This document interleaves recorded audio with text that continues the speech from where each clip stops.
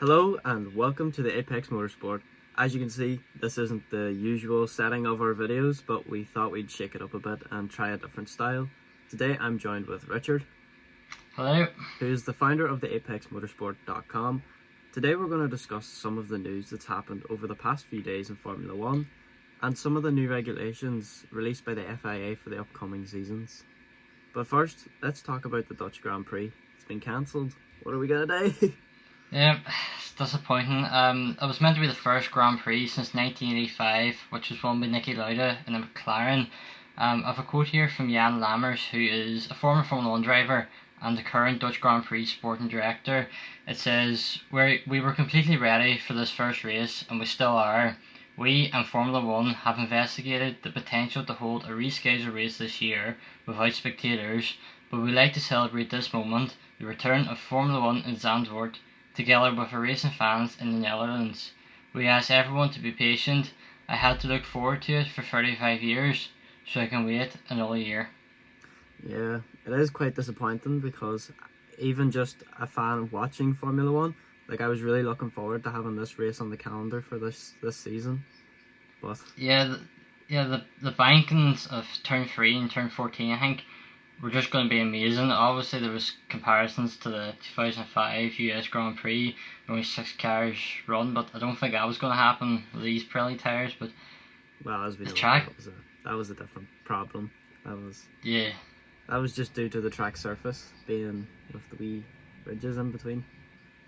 Yeah, but obviously the tyres have come on a lot, and they're now the Pirelli tyres, so definitely wouldn't have happened. But it would have been amazing. The track just looks fantastic. It also is a big letdown as well for the Dutch fans of Max Verstappen.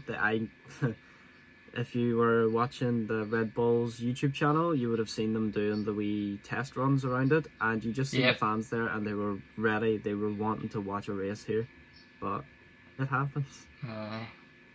No, there would have been a massive crowd. I'm not sure what the capacity of the circuit is, but if every fan could go to it that they wanted to be, it would be up there with Silverstone in terms of the amount of people at it. Well, obviously it also depends on the price as well, because but them Dutch fans, any sporting event, not just Formula 1, anything to do with Holland or Netherlands, anything, just massive crowds. It's just the support of the sport. It's just always been there. And let's not forget, Max Verstappen isn't actually from the Netherlands. He was actually born in Belgium, but he races under a Dutch license. We know that one. There's also a new European Calendar that's being released, or it's meant to be released on Monday the 1st of June. Ooh. I have it here actually. The season is expected to start on the 5th of July in Austria. That's not too far away. So. No, and obviously that's for the Grand Prix, so it'll be the 3rd of July for the actual start of free practice. Then that would actually be back-to-back races in Austria, with the following race on the 12th of July. And then after that, they go to Hungary on the 19th of July, so that makes a triple header to start the season off, which they've done 2018. Around the Silverstone Grand Prix or the British Grand Prix. Didn't go well. It went well, but teams didn't really like it. But there's now going to be another triple header after that, with 2 rounds at Silverstone on the 2nd and 9th of August, and then to Spain on the 16th of August. And then there's going to be a week break before a double header in Belgium on the 30th of August and Italy on the 6th of September. So we've got a cram-packed season then, by the sounds of it. Yep, that will be 8 European races, which 8 races is the requirement for a World Championship, but needs to be 3 different continents as far as I'm aware, so it won't meet the requirements, but all they need then is 1 race in America and 1 in Asia, and they can deem it a World Championship then. 1 in America, or the Americans. Americas. Brazil. They could just do the British rounds and then just go to Brazil and Bahrain. That's problem solved. Problem solved. Get all the other races that we don't want out of the way. But that means France. We know France isn't running. Monaco, isn't running either. Azerbaijan is looking doubtful, as is Singapore. Yep. Which is understandable, obviously. Yeah, just through circusing. Of course, Australia has been cancelled. The first race of the season, the race that never happened. So is there any other updates on the other parts of the world racing, or? Yeah, in July to August is going to be the European races, and that's just going into September with the Grand Prix in Monza. But then in September to October, they hope to have the Eurasia and Asian races, followed by the Americas in October, November, and then the Middle East rounding out the season in December. More exciting news, I take it? Yep, they're still looking between 15 and 18 races for the season, which does seem a little bit doubtful. It is possible, but it will put a lot of strain on the drivers, as you know, because they get maybe a week off between races that are maybe a week after each other. But now this means that there could be triple headers going along, and that will just completely destroy them. But if they're up for the challenge, and if they're up for it, if they're happy with the way it's been laid out, I suppose, why not? Let's get back racing. Yeah, if you're looking at the rest of the season and what races may happen, Vietnam, it's probably doubtful. They are looking to reschedule it, but we don't know because it's a new circuit. I think Formula 1 really just want to get the normal procedures of tracks they know and make sure they can keep social distance measures or whatever they have to do for them. Definitely the important stuff. Yeah, China, it was postponed. It's probably one that might go ahead given it's a permanent track. It would be a great race if it did happen. Yeah, definitely. Yeah, looking at the rest of the calendar, Singapore is unlikely to happen. Very unlikely. Russia, again. The going off of current statistics, with what's going on right now, it's looking quite unlikely. Yeah.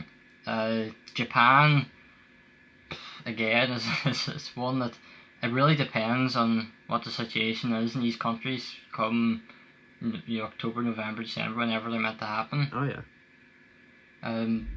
United States Grand Prix, I think they're trying to get that to go ahead. Formula 1 really want a race in the United States. Who doesn't? Yeah. Mexico City, again. Mexico's a country that we really haven't heard too much about with the whole COVID-19 pandemic. It's been very kept quiet, but... And then, of course, Brazil. We all want that race to happen after last year's amazing race. And if they could find a way to cancel Abu Dhabi and have that as the season finale, I don't think anyone would be complaining. That would be quite a finisher, so it would. It would, especially if you got a race like last season, Pierre Gasly and Carlos Sainz on the podium. It was just perfect. Now, speaking of drivers, what about Lando Norris? Yep, something that's been overlooked not only by us but by the Formula 1 media itself. And community. Lando Norris has been confirmed for McLaren 2021 alongside Daniel Ricciardo, who is moving from Renault. And the reason for this is because Sebastian Vettel announced that he was leaving Ferrari. Something that was rumoured, still a slight shock when it happened. But going to Ferrari to replace him is Carlos Sainz, who of course is currently at McLaren. I have a quote here from Andreas Seidel, the team principal of McLaren. Basically just, it was in a statement announcing Daniel Ricciardo, something that was overlooked.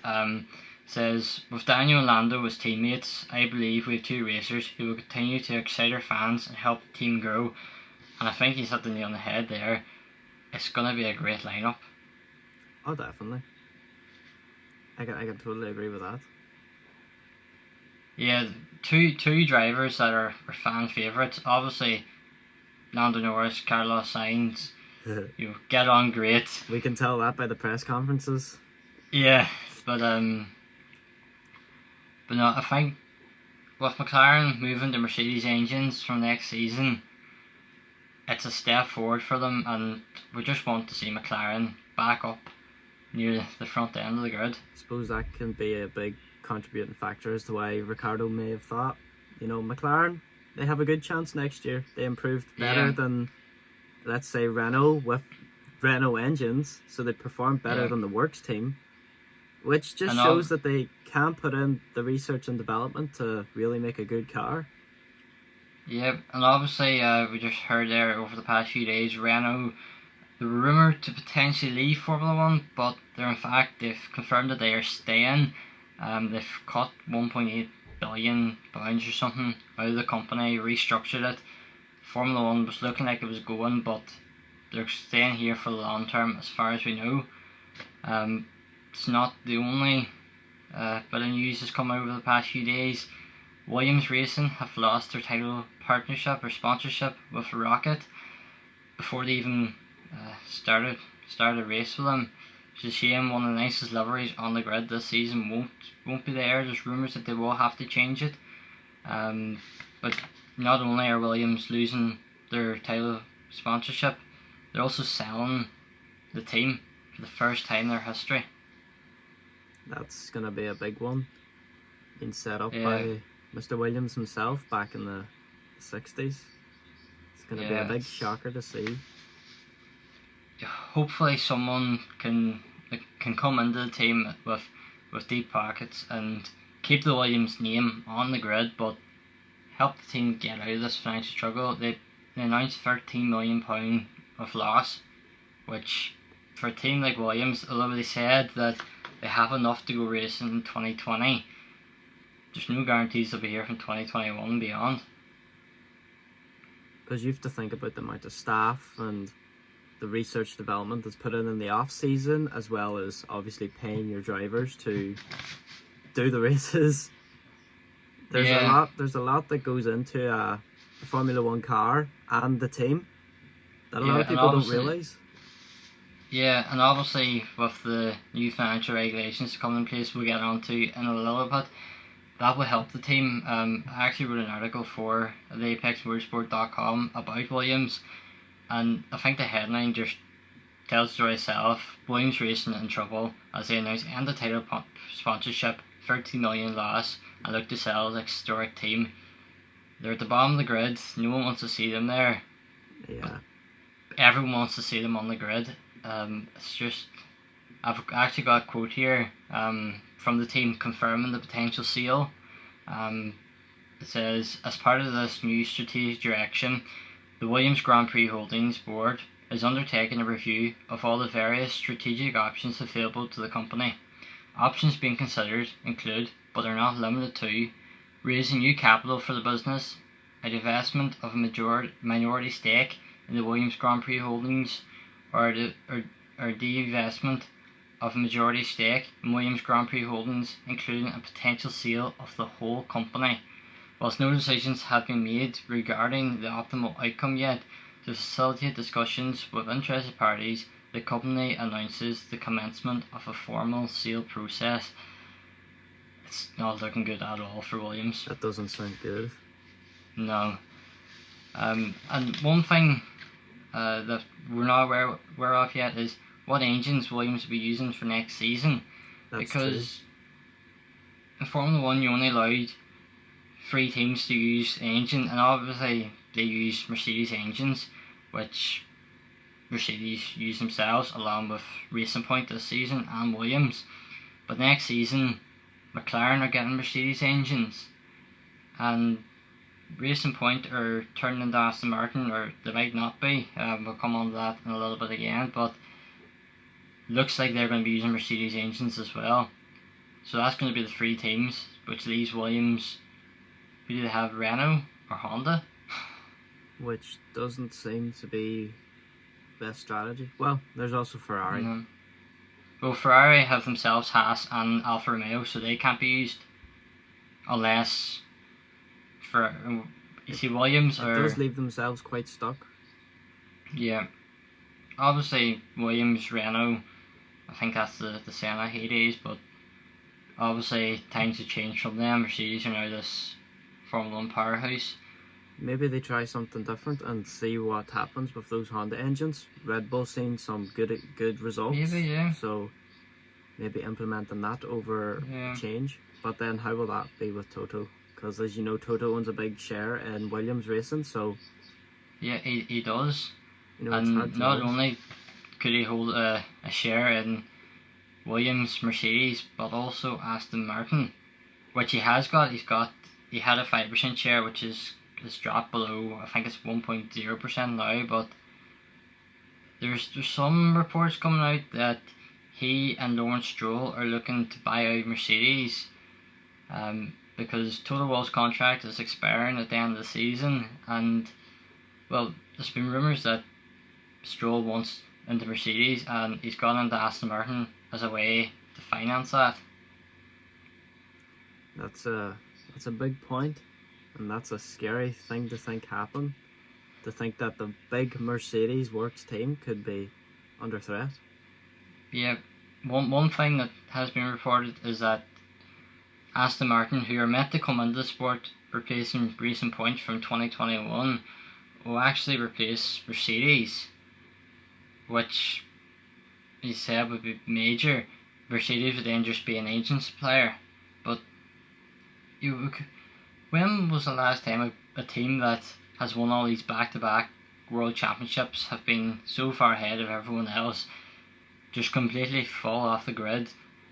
And it's not financial, it's another person has bought them out and completely rebranded them. Essentially. Yeah, but obviously for Lawrence Stroll, if he did buy Mercedes, there's a certain Lance Stroll who, well, I don't know if he'll get into Mercedes or not, but if he does, it would be very controversial, I think. So that's basically Racing Point is going to be Aston, which is confirmed. Yeah, for next season, but there is reports now that Lawrence Stroll is trying to buy out Mercedes alongside Toto Wolff, which I'm not actually too sure on the rules of how that would work. If they bought out Mercedes and made Racing Point into B team like AlphaTauri is with Red Bull, then I could see it happening, but I couldn't see Mercedes fall off the grid because they are one of, I know they had to break away, but they were one of the original teams. 100%. So it'd be pretty major if they did. I think we'll come on to now the new rules for next season. Yeah, because competitiveness, it's a big factor in Formula 1. Reducing that amount of leeway that another team that puts more money in, that has more money to put money into research and development to build a faster car, things are starting to change. Yeah, as we know, there's going to be a budget cap going into next season, and it's one of the things that some fans want, some fans don't want. If you're a fan of the teams at the front end of the grid, the top three, you don't want this because you're going to be coming under pressure from teams in the midfield. But if you're the likes of Williams, who are struggling big time, yes, they'll not be probably able to spend the full amount of the budget cap, but to stop teams spending 3-4 times the amount of them, it is going to be major. Yeah, I agree completely, because even Renault is seen to be stuck in a big patch right now, and we all know that. Yeah. The development has not been quite there because they don't exactly have, not exactly they don't have it, but they are not investing so much as they want to try and keep it for the 2021, which is now going to be the 2022 season, when the new style of car is going to be brought out. Yeah. But that puts them even in a bad spot, because that means there's still going to be this season and next season to continue this season's current specification of cars, but still try and figure out how to make it better. So they've really overestimated it, but it allows them to at least not have to overspend whereas the bigger teams who aren't used to spending that much are going to have to learn to underspend. So it brings that side of competitiveness back into the racing scene.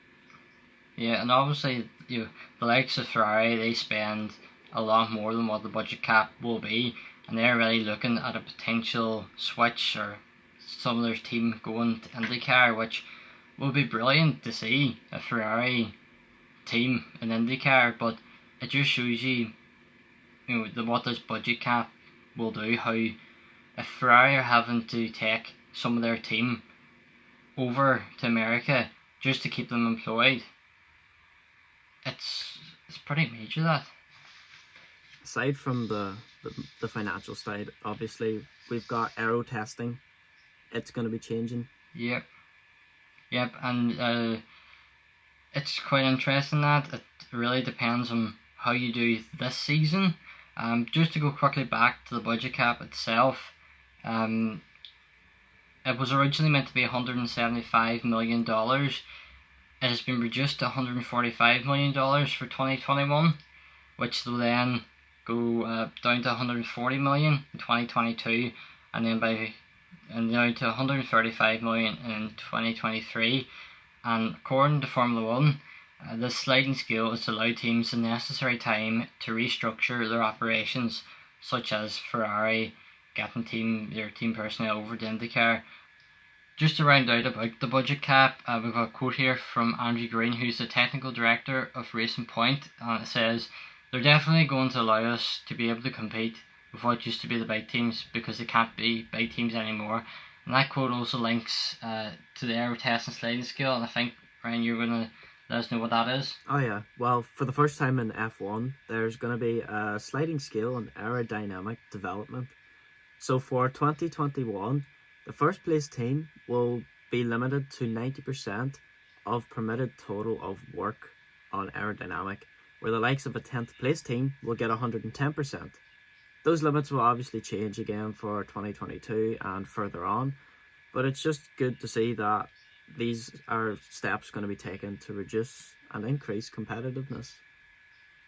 Yeah, definitely, and for any of you that can't understand what this means, and it's difficult for us to understand as well, it just simply means that if the pecking order remains the same in 2021, so Mercedes, if they win the World Championship, they will receive 90% of the testing allocation, which means they'll get 36 runs per week, and that's just under half what they have this season, so that's pretty major. And then obviously this allocation, as Ryan said, will go down as the teams go down in order. And at the other end of the scale, Williams, who, if they finish 10th again, or if any new teams enter Formula 1, which there's a few rumoured, you never know, they will have a lot higher allowance. They'll have 112.5%, which is 45 runs per week, which is a good bit more than what Mercedes will get, so hopefully it will help them get closer to the midfield again. But then, as Ryan said, from 2022 onwards, the allocations will reduce, apart from the 9th and 10th place team, which will continue with 112.5%. But crucially, the top team, which could be Mercedes, could be Ferrari, could be Red Bull, whoever wins the World Championship in 2021, only gets 70%, which is 28 runs per week. So that is an awful lot. And there is a slight change to the 10th place team from 2022. They'll have one extra run, so that'll be up to 46. Is there anything else, Ryan, with these new rules that Formula 1 have brought out? Well, there is also the reduction of power unit upgrades. So the new restrictions on power unit upgrades are to come into force in 2020, which would be the current season. It's the aim of reducing costs as well as leading back to that initial budget cap. So it's going to further increase the efficiency and bringing more parity between the power units.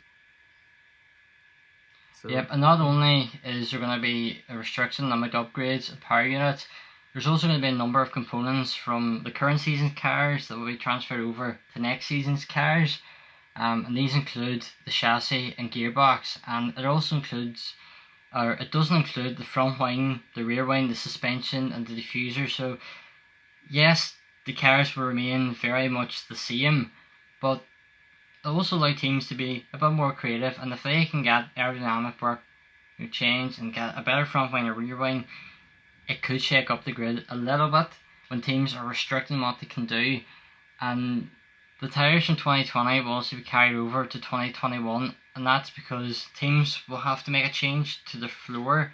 There'll be like a wee cutout to stop aerodynamics changing the way the tyres work. Again, it's really just to save the team's money.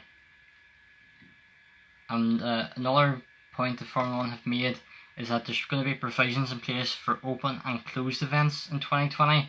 So they are looking at some events that might not have any fans, which obviously that could change if there's another spike in COVID-19 or whatever. But it's disappointing for fans to know that some races behind closed doors. Obviously, public safety is the key priority, and Formula 1 have been clear on that 100%. throughout. But the way they're chatting that some races will be open, some will be closed, they do think some races will be open, so there will be races with fans, which will be huge because most of this year's calendar, all the European races, will be behind closed doors. Probably the rest of the season will be behind closed doors. So not only for the fans, but for the drivers to race with fans cheering them on.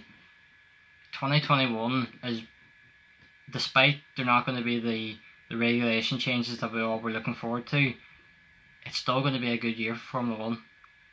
Hopefully indeed it is, because as we're all really just waiting at this point for the first race to kick off of the season, which as you said is going to be in July. Yeah, it's all just a matter of preparation and making sure everything is as safe as possible, and if there is going to be fans, that it is strict conditions only. Yeah, because that is the main priority at this moment in time. Behind closed door racing, as if you are fans of Formula 1, I don't think you could complain if you had to watch it instead of being there, because at least we still get to see our favourite racers, and you know, just to see those cars finally out in the grid for a race, it would be amazing. Yeah, and obviously the two races at the start of the season being double headers as such, 2 in Austria, 2 at Silverstone. Silverstone's a fantastic track. It creates one of the best spectacles of the year. And for us to get that twice, 1 week apart, it's pretty good. Yeah, it's going to be fun to see how they work that, because you don't want to exactly have 2 races going, and if it was the same outcome, it's just kind of, you know, it's going to be a boring sort of side of the race. But you never know, there could be some shake-ups in the garage or mishaps, and we could have a very exciting race. Yeah, and obviously we much prefer to have 2 races at Silverstone than 2 at France, because you need a track that, if you're going to have 2 races on the one track, you need it to be a track that there's action, there's overtaking.